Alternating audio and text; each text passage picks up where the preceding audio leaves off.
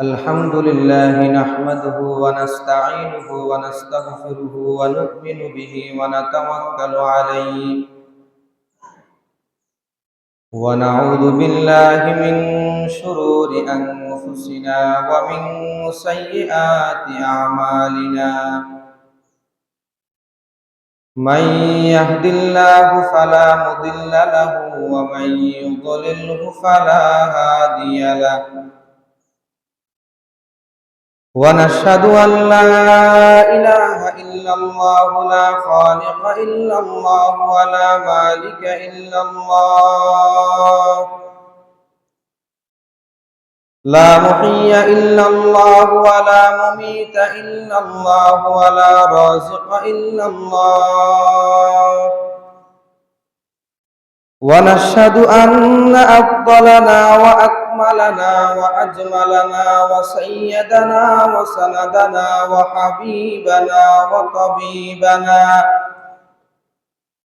وحبيبنا وطبيبنا ومولانا محمدا عبده ورسوله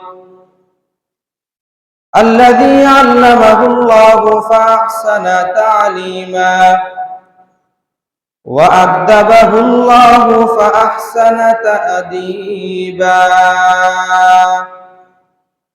ثم بعثه الله إلى كافة الناس معلما اللهم فصل وسلم عليه وعلى آله وأصحابه وأزواجه وأهل بيته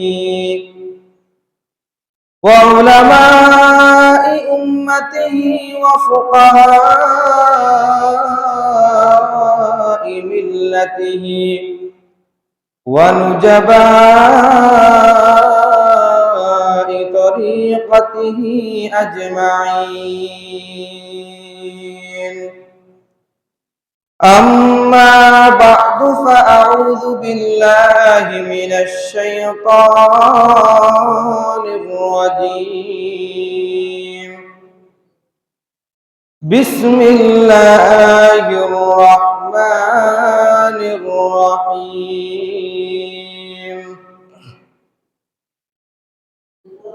يا أيها الذين آمنوا كتب عليكم الصيام كما كتب على الذين من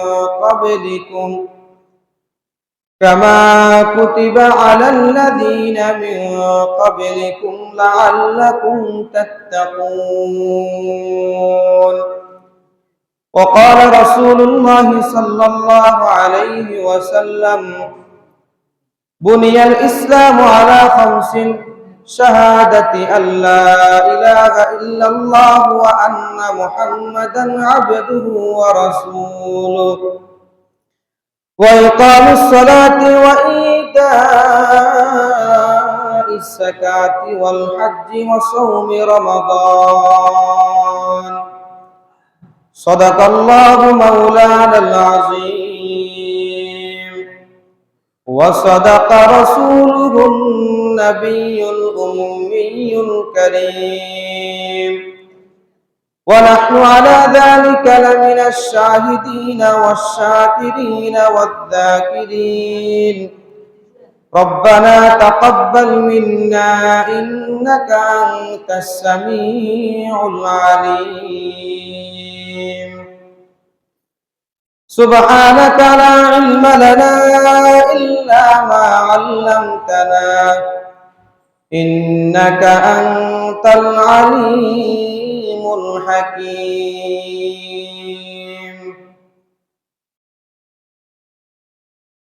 दुनिया की महफिलों से उगता गया हूँ या रब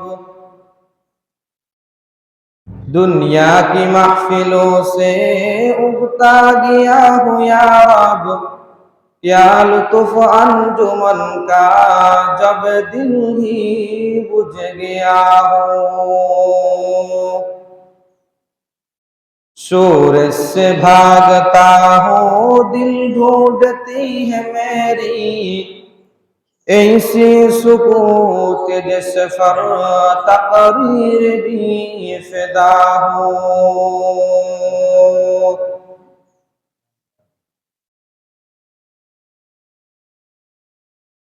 সম্মানিত মুসল্লিয়ানি কেরাম,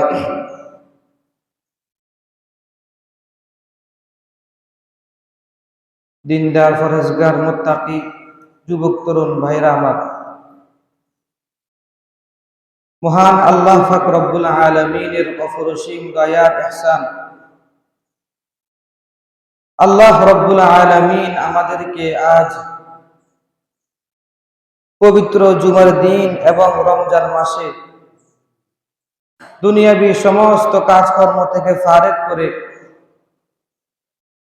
আল্লাহ তাআলার ঘর মসজিদ তথা জান্নাতের বাগানে আমাদেরকে আসার জন্য বসার জন্য তৌফিক দান করেছেন। এই জন্য আমরা সকলেই দিল থেকে প্রাণ খুলে মন ভরে মহান রব্বুল আলামিনের দরবারে কালিমাতু শুকরিয়া আদায় করি, আলহামদুলিল্লাহ।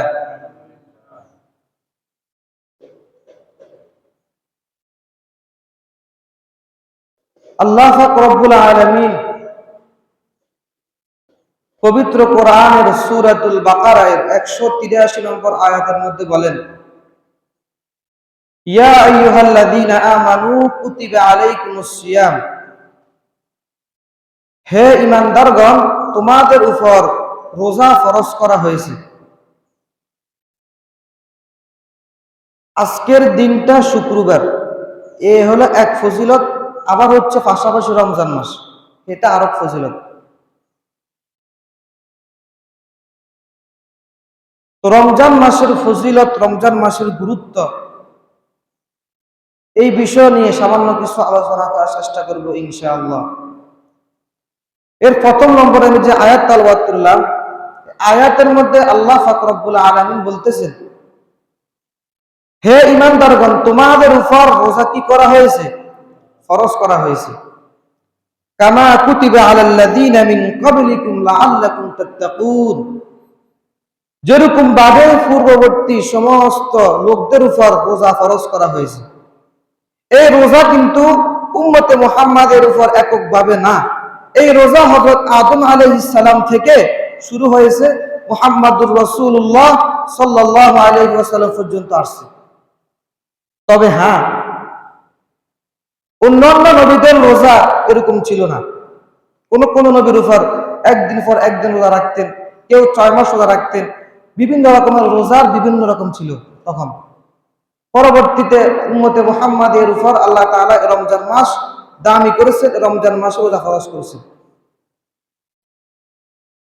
রমজান মাস রহমতের মাস, রমজান মাস মাগফিরাতের মাস, রমজান মাস নাজাতের মাস, রমজান মাস বরকতের মাস, রমজান মাস গুরুত্বপূর্ণ মাস, রমজান মাস তাৎপর্যপূর্ণ মাস, রমজান মাস গুনাহ মাফের মাস, রমজান মাস দোয়া কবুল হওয়ার মাস, রমজান মাস কোরআন তেলাওয়াতের মাস, রমজান মাস বেশি বেশি ইবাদত করার মাস।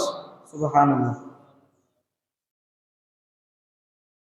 এই যে আমি প্রথমে বললাম যে রমজান মাস রহমতের মাস, মাগফিরাতের মাস, নাজাতের মাস। এই রহমত, মাগফিরাত, নাজাত এই তিনটা শব্দ বলতে আমরা ভুল করি।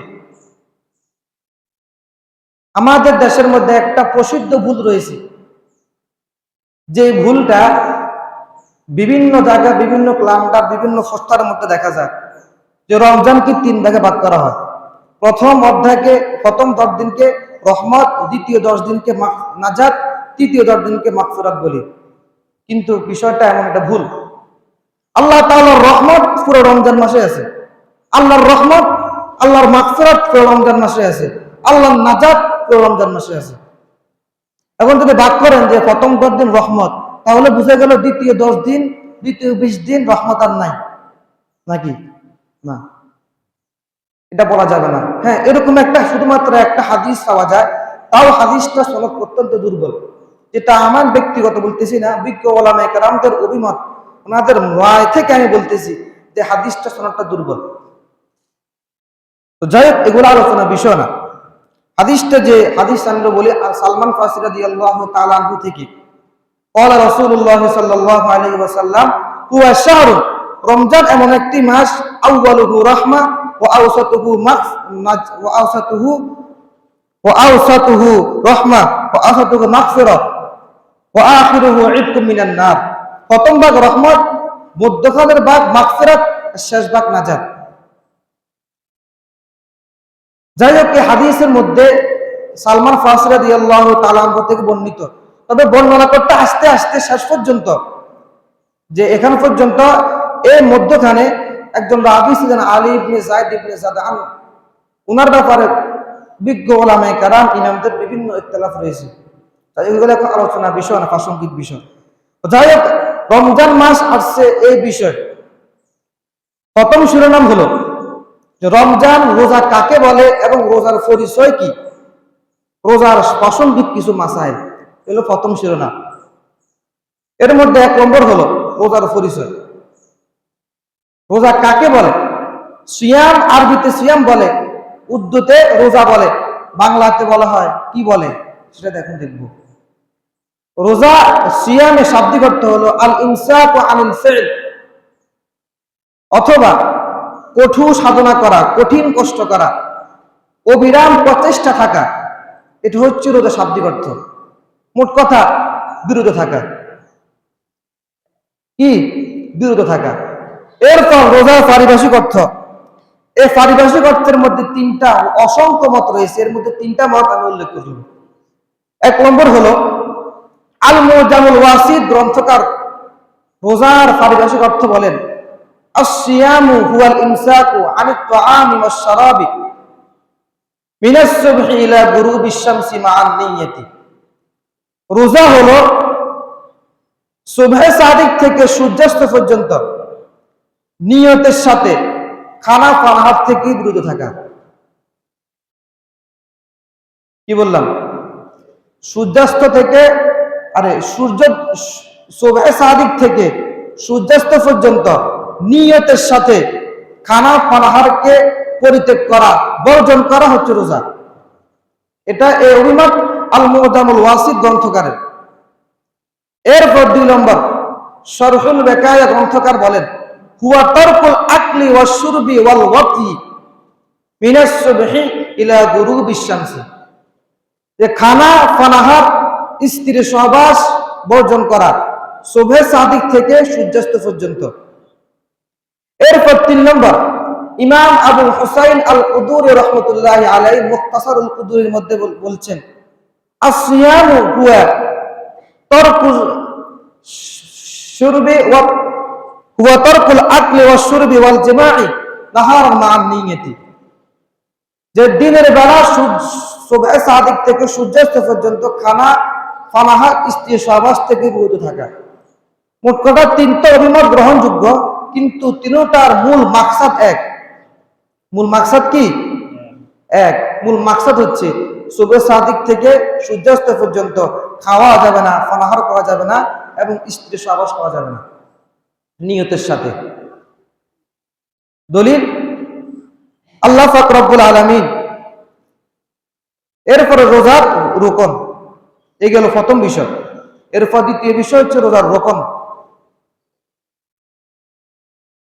রোজার যে বিষয়টা, রোজা, রমজান রোজা কি বলেন, ফরজ নাকি ওয়াজিব? রমজানের রোজা ফরজ। আল্লাহ পাক রব্বুল আলামিন কোরআনের মধ্যে উল্লেখ করে দিয়েছেন ইয়া আইয়ুহাল্লাযীনা আমানু কুতিবা আলাইকুমুস সিয়াম, হে ঈমানদারগণ, কুতিবা আলাইকুমুস সিয়াম, তোমাদের উপর রমজানের রোজা ফরজ করা হয়েছে, কামা কুতিবা আলাল্লাযীনা মিন ক্বাবলিকুম লাআল্লাকুম তাত্তাকুন, এরকম ভাবে তোমাদের পূর্ববর্তীদের সকলের উপর রোজা ফরজ করা হয়েছে, লাআল্লাকুম তাত্তাকুন, যেন তোমরা তাকওয়া অবলম্বন করতে পারো। রোজা এমন একটা ইবাদত, যে ইবাদতের মধ্যে কোনো রিয়া নেই। মানুষ নামাজ পড়তে পারে, দাসত্তা করে, সাহায্য করে, ভিতরে একটা রিয়ার একটা প্রত্যাশা আসতে পারে, সম্ভাবনা আছে। কিন্তু রোজা এমন একটা আমল, এমন একটা ইবাদত, যে ইবাদতের মধ্যে কোনো রিয়া থাকে না। যা আপনি খাইতেছেন, আপনি পানা করতেছেন, দুনিয়ায় কেউ তো দেখতেছে না। বলেন, নামাজ যদি কেউ দেখানোর জন্য নামাজ পড়ে, তাহলে সে তো মানুষ দেখবে এই কারণে নামাজ পড়বে। কিন্তু রোজা এমন একটা ইবাদত, যে ইবাদত দুনিয়ার মানুষ যদি দেখে যে সে খাইতেছে, মানুষ সৃষ্টি করবে, মানুষ খারাপ বলবে যে লোকটা এত জ্ঞানী, এত ভালো মানুষ, এত উত্তম মানুষ, সে রোজা রাখে না, সে খাইতেছে দিনের বেলা, কত খারাপ দেখা যায় না? কিন্তু রোজা এমন একটা ইবাদত, যে ইবাদত শুধুমাত্র আল্লাহর সঙ্গে সম্পর্ক, যে আল্লাহ দেখতেছে, আল্লাহর ভয়ে গোপনে গোপনে কোনো কিছু ফাহার করে না, কোনো কিছু খায় না, স্ত্রী সহবাস করে না। এটা হচ্ছে আল্লাহর ভয়। যে ভয়, এতে কি লাভ? রোজা রাখার ফলে লাভ কি? লাভ আল্লাহ তাআলা সূরা বাকারা 183 নম্বর আয়াত লাস্টে বলে দিয়েছেন, লাআল্লাকুম তাত্তাকুন, যাতে করে তোমরা তাকওয়া অবলম্বন করতে পারো। এইগুলো রোজা ফরজ, যে রোজা ফরজ, এটা দলিল। কুতিবা আলাইকুমুস সিয়াম, যদি কোনো ব্যক্তি রোজাকে অস্বীকার করে, সে কাফির হয়ে যাবে। এরপর রোজা কয়টা? আমাদের সমাজের মধ্যে কিছু পাগল ছাগল বলে রোজা বলতে কোনো কিছু নেই, ঠিক আছে? রোজা কয়টা?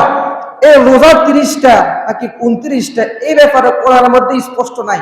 তবে হাদিসের মধ্যে রাসূল করিম সাল্লাল্লাহু আলাইহি ওয়াসাল্লাম বলে দিয়েছেন যে রমজান মাসে রোজা রাখো। এবার রমজান মাসটা 30ও হতে পারে, 29ও হতে পারে, ডাইরেক্ট 30টা রোজা এটা নাই যে রমজান মাসে রোজা রাখো। এবার রমজান মাসটা 30ও হতে পারে, 29ও হতে পারে।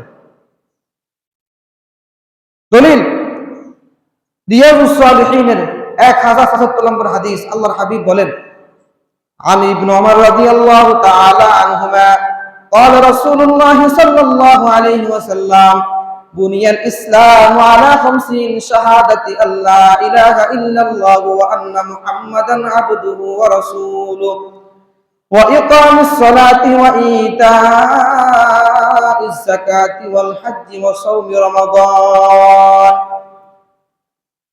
আব্দুল্লাহ ইবনে ওমর রাদিয়াল্লাহু তাআলা আনহুমা থেকে বর্ণিত, তিনি বলেন, আল্লাহর হাবিব সাল্লাল্লাহু আলাইহি ওয়াসাল্লাম বলেন, বুনিয়াল ইসলামু আলা 50, ইসলামের ভিত্তি 5টি। কয়টি? ইসলামের ভিত্তি 5টি।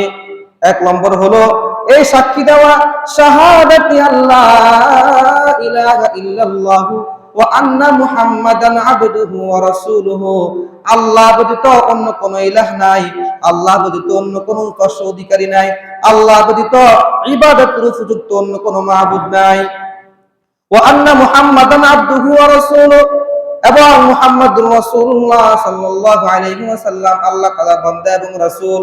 1 নম্বর হলো যে ব্যক্তি আল্লাহ তাআলাকে সাক্ষী দিবে আল্লাহ ব্যতীত পৃথিবী হোক কোথাও কোনো ইলাহ নাই, এবং এরপরে যে ব্যক্তি সাক্ষী দিবে মুহাম্মদুর রাসূলুল্লাহ সাল্লাল্লাহু আলাইহি ওয়াসাল্লাম আল্লাহ তাআলার বান্দা এবং তার রাসূল। এটা হচ্ছে ইসলামের 5 ভিত্তির প্রথম ভিত্তি। একটা বিল্ডিং এর মধ্যে যখন ভিত্তি কম থাকে, যে একটা ফিলার থাকে, ফিলার গুলা হলো ভিত্তি, এটার উপর পুরাটা বিল্ডিং, পুরাটা ভবন দাঁড়িয়ে থাকে। ঠিক তদ্রুপ ভাবে এই পুরা ইসলামের মধ্যে, পুরা ইসলামের যতগুলো বিধান রয়েছে, সবগুলা বিধান এই 5টা ভিত্তির উপর নির্ভর। 1 নম্বর ভিত্তি হলো আল্লাহকে সাক্ষী দেওয়া, আল্লাহ ব্যতীত অন্য কোনো ইলাহ নাই, মুহাম্মদুর রাসূলুল্লাহ সাল্লাল্লাহু আলাইহি ওয়াসাল্লাম আল্লাহ তাআলার বান্দা এবং তার রাসূল। 2 নম্বর ভিত্তি হলো ওয়া ইকামুস সালাহ, নামাজ কায়েম করা, নামাজ প্রতিষ্ঠিত করা। নামাজ কায়েমের অর্থ হলো শুধুমাত্র আপনি নিজে নামাজ পড়বেন, পরিবারকে নামাজ জন্য বলবেন না, এটা কি নামাজ কায়েম?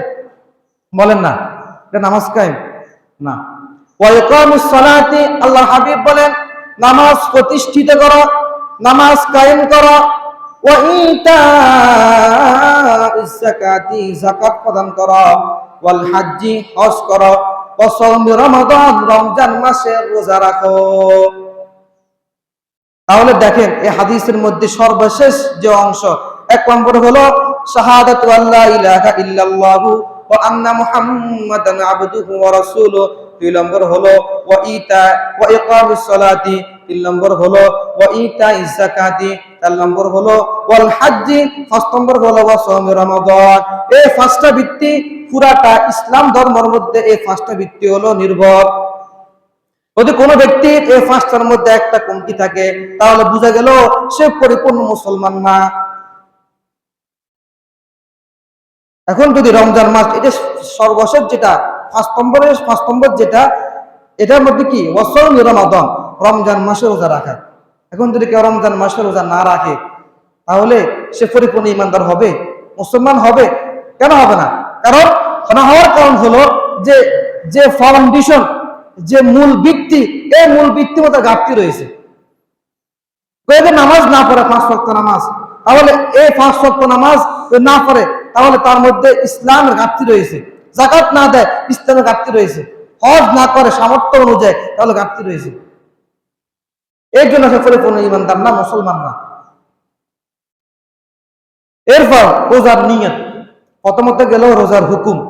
হুকুমের মধ্যে দলিল কোরআন শরীফের সূরা বাকারা 183 নম্বর আয়াত। এরপরে যে হাদিস শরীফ রিয়াজুস সালিহিনের 1075 নম্বর হাদিস, যেটা যে রমজান মাসে রোজা কয়টা, এর দলিল দিলাম। এরপর বিষয় হচ্ছে রোজার নিয়ত। রোজার নিয়ত বলতে হলে আমাদের কাছে বুঝতে হবে রোজা কয় প্রকার। সাধারণত রোজা 2 প্রকার, ফরজ এবং নফল। তবে ওয়াজিব হয়, কিন্তু কোন কোন ফুকাহে কেরাম, উলামায়ে কেরাম ওয়াজিব আর ফরজকে একত্র করেছেন, যে ফরজ আর ওয়াজিব একটাই। ফরজ রোজা হচ্ছে আবার 2 প্রকার। এর মধ্যে 1 নম্বর প্রকার হচ্ছে যে সমস্ত রোজা নির্দিষ্ট সময়ের সাথে সম্পৃক্ত, যেমন রমজানের রোজা, নির্দিষ্ট মান্নাতের রোজা, এগুলো হচ্ছে ফরজ। এরপর যে আরেকটা, সেটা হচ্ছে যে নির্দিষ্ট মান্নাতের রোজা না, স্বাভাবিক রোজা, রমজানের কাজা রোজা, যেটা কোনো কারণে দায়িত্ব অর্পিত হয়, কোনো কারণে তার উপর জিম্মা হয়ে যায়, এটা হচ্ছে 2 নম্বর প্রকার। এরপর নফল রোজা কাকে বলে? নফল রোজা হলো আল্লাহ সন্তুষ্টির জন্য বিশেষ বিশেষ দিনে যে সমস্ত আমল করা হয়, এগুলাকে কি বলা হয়? নফল রোজা বলা হয়। তাহলে রোজার নিয়ত, নির্দিষ্ট মান্নাতের রোজা এবং রমজানের রোজার নিয়ত রাত্রে থেকে করতে হবে, রাত্রে থেকে দ্বিপ্রহর পর্যন্ত করতে পারবে। এই গেল প্রথম শিরোনাম, যে রমজান রোজা কাকে বলে এবং রোজার প্রাসঙ্গিক কিছু মাসাইল। 2 নম্বর শিরোনাম হলো রোজা সম্পর্কে কোরআনের দলিল, হাদিসের দলিল। যে রোজা সম্পর্কে আদেশ, রোজা সম্পর্কে হাদিসের আদেশ, কোরআনের আদেশ। এর মধ্যে 2টা আদেশ কিন্তু আমি আগে বলে দিয়েছি। 1 নম্বর আদেশ আল্লাহ তাআলা সূরা বাকারার 183 নম্বর আয়াতের মধ্যে বলে দিয়েছেন, ইয়া আইয়ুহাল্লাযীনা আমানু কুতিবা আলাইকুমুস সিয়ামু কামা কুতিবা আলাল লাযীনা মিন ক্বাবলিকুম লাআল্লাকুম তাত্তাকুন। এটা আগে বলা হয়েছে, এটা বললাম না। 2 নম্বর যেটা বলে দিয়েছি সেটা হলো যে হাদিসটা, বুনিয়াল ইসলামু আলা 50, শাহাদাতু আল্লা ইলাহা ইল্লাল্লাহু ওয়া আন্না মুহাম্মাদান আবদুহু ওয়া রাসূলুহু ওয়া ইকামিস সালাতি ওয়া ইতাইজ যাকাতি ওয়াল হাজ্জি ওয়া সাওমি রমাদান। 3 নম্বর হচ্ছে সূরাতুল বাকারায় 185 নম্বর আয়াত। আল্লাহ তাআলা বলেন, শাহরুর রমাদান আল্লাযী উনজিলা ফীহিল কুরআন। রমজান মাস এমন একটি মাস, উনজিলা ফীহিল কুরআনু হুদাল লিন-নাসি ওয়া বাইয়িনাতিন মিনাল হুদা ওয়াল ফুরকান। রমজান মাস এমন একটি মাস, উনজিলা ফীহিল কুরআনু, যে মাসে কোরআন অবতীর্ণ করা হয়েছে, ওয়া বাইয়িনাতিন মিনাল হুদা ওয়াল ফুরকান, হেদায়েতের নির্দেশনাবলী স্পষ্টকারী এবং পার্থক্যকারী, হক বাতিলের মধ্যে পার্থক্যকারী। কোরআন কি? ফুরকান। কোরআনের আরেকটা নাম হচ্ছে ফুরকান। ফুরকান মানে হচ্ছে হক এবং বাতিল, মুসলমান এবং কাফের, সত্য এবং অসত্য, মিথ্যা এবং সত্যের মধ্যে পার্থক্যকারী। তাহলে কোরআন আল্লাহ তাআলা নাযিল করেছেন কেন? মুসলমান এবং কাফের মধ্যে পার্থক্য করার জন্য, সত্য এবং মিথ্যার মধ্যে পার্থক্য করার জন্য। এই কোরআনকে এই জন্য একে বলছে আল ফুরকান, যে কোরআনটা ফীহি উনজিলা ফীহিল কুরআন, যেই মাসে কোরআন নাযিল করা হয়েছে, ওই কোরআন কথা কেন বলতেছে? ওয়া বাইয়িনাতিন মিনাল হুদা ওয়াল ফুরকান, হেদায়েতের স্পষ্ট নির্দেশনাবলী স্পষ্টকারী, ওয়া বাইয়িনাতিন মিনাল হুদা ওয়াল ফুরকান, এবং সত্য মিথ্যার মধ্যে পার্থক্যকারী। ফামান শাহিদা মিনকুমুশ শাহরা ফালিয়াসুম, তোমাদের মধ্যে যে ব্যক্তি এই মাস পাবে সে যেন এই মাস পুরোটা রোজা রাখে। তাহলে 3 নম্বর দলিল পেয়ে গেলাম যে রমজান রোজা ফরজ হওয়ার যে আল্লাহ তাআলা আদেশ করেছেন, এর মধ্যে 3 নম্বর দলিল কি পেয়ে গেলাম। এরপর 4 নম্বর দলিল, আল্লাহ তাআলা সূরাতুজ জুমারের 10 নম্বর আয়াতের মধ্যে বলেন, কুল ইয়া ইবাদিয়াল্লাযীনা আমানুত্তাকু রাব্বাকুম। আল্লাহ তাআলা বলেন, কুল ইয়া ইবাদিয়াল্লাযীনা আমানুত্তাকু রাব্বাকুম, হে নবী আপনি বলুন, ইয়া ইবাদিয়াল্লাযীনা আমানু, হে আমার বান্দাগণ, ইত্তাকু রাব্বাকুম, তোমরা তোমাদের রবকে ভয় করো, লিল্লাযীনা আহসানু ফি হাযিহিদ দুনিয়া হাসানা, যারা এই দুনিয়াতে ভালো কাজ করবে তাদের জন্য রয়েছে উত্তম প্রতিদান। কি রয়েছে? উত্তম প্রতিদান। ওয়া আরদুল্লাহি ওয়াসিআ, এবং আল্লাহর জমিন প্রশস্ত। ইন্নামা ইউওয়াফাস সাবিরুনা আজরাহুম বিগাইরি হিসাব, নিশ্চয় ধৈর্যশীলদেরকে তাদের প্রতিদান পরিপূর্ণ দেওয়া হবে, বিগাইরি হিসাব, হিসাববিহীন। তারা যুদ্ধ ধারণ করবে, সবর করবে, ধৈর্য ধারণ করবে, এদের হিসাব কি হবে বলেন? বেগাইরি হিসাব, অগণিত হিসাব, বেহিসাবে তাদেরকে আল্লাহ তাআলা জান্নাত দিয়ে দিবেন, তাদেরকে তাদের আমল প্রতিদান দান করবেন। তাহলে এই রমজান মাস কষ্টের না? বলেন কষ্টের কিনা? সুবহে সাদিক থেকে সূর্যাস্ত পর্যন্ত, সুবহে সাদিক থেকে সূর্যাস্ত পর্যন্ত পুরোটা দিন অনাহার থাকা লাগে, কিন্তু খাওয়া যায় না, পান করা যায় না। এরপরে রাত্রেবেলা তারাবির নামাজ পড়া লাগে 20 রাকাত।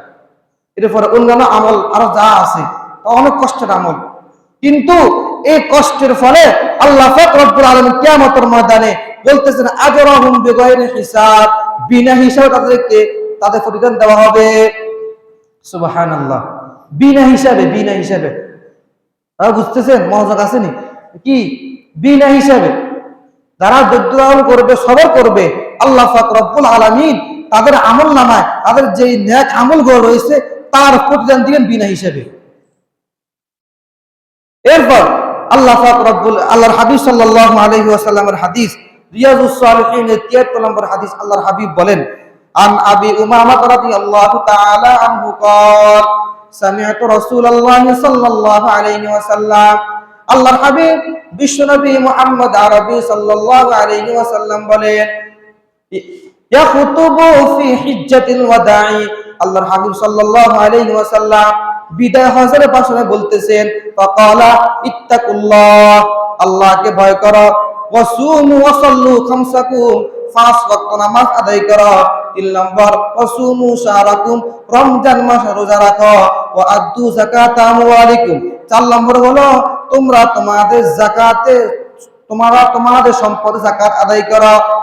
5 নম্বর হলো ওয়া আতিউ উমারাআকুম, এবং তোমরা তোমাদের আমিরদের অনুগত করো, যদি শরীয়ত বিরোধী না হয়। কি বিরোধী না হয়? শরীয়ত বিরোধী না হয়। রাষ্ট্র শাসকদের অনুগত করো যদি শরীয়ত বিরোধী না হয়, আর যদি শরীয়ত বিরোধী হয় তাহলে এই আদেশ কখনো মানা যাবে না। ঠিক আছে? এরপর আল্লাহ হাবিব বলতেছেন, তাদখুলু জান্নাতা রাব্বাকুম, তাহলে আল্লাহ পাক রব্বুল আলামিন তোমাদেরকে তোমাদের জান্নাতে প্রবেশ করাইবেন। সুবহানাল্লাহ। এই হাদিসটা কিন্তু আমি গত সপ্তাহে আলোচনা করেছিলাম যে 5টা বিষয় আল্লাহর হাবিব বিদায় হজের ভাষণে উমামা রাদিয়াল্লাহু আবু উমামা রাদিয়াল্লাহু তাআলা তিনি বলতেছেন যে তিনি শুনতেছেন, সামি'তু রাসূলুল্লাহি সাল্লাল্লাহু আলাইহি ওয়াসাল্লাম ইয়াকতুবু ফি হিজ্জাতিল ওয়াদা, বিদায় হজের ভাষণে আল্লাহর হাবিব এই 5টা উপদেশ দিয়েছেন। 1 নম্বর বলেন, 1 নম্বর কি? ইত্তাকুল্লাহ, আল্লাহকে ভয় করা।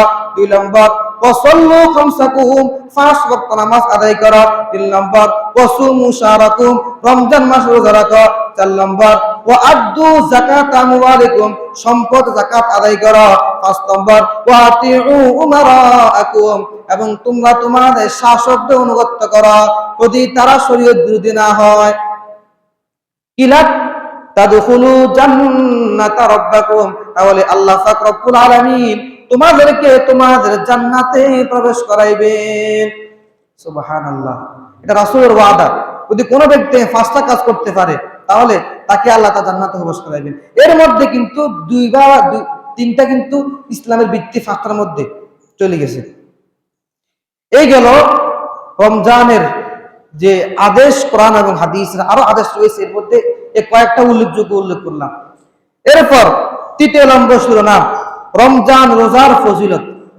আল্লাহর হাবিব সাল্লাল্লাহু আলাইহি ওয়াসাল্লাম বলতেছেন, আন আবি হুরায়রা রাদিয়াল্লাহু তাআলা আনহু قال قال رسول الله صلى الله عليه وسلم إذا دخل شهر رمضان فتحت أبواب الجنة وفي رواية فتحت أبواب السماء।